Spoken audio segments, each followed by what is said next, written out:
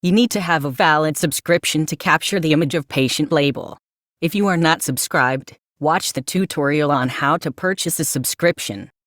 If you do not have access to Modality Worklist, your app can add the patient label to report or worksheet without needing to enter the demographics manually.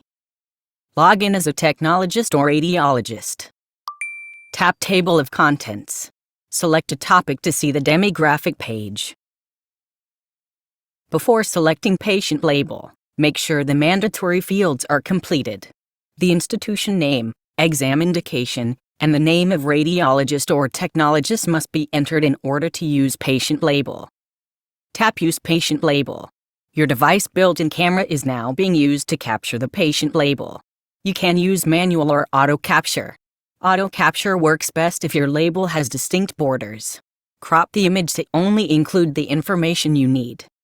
If you are not happy with the result, tap Retake and repeat the process. If you need to change the orientation or color, tap the captured image and make adjustments.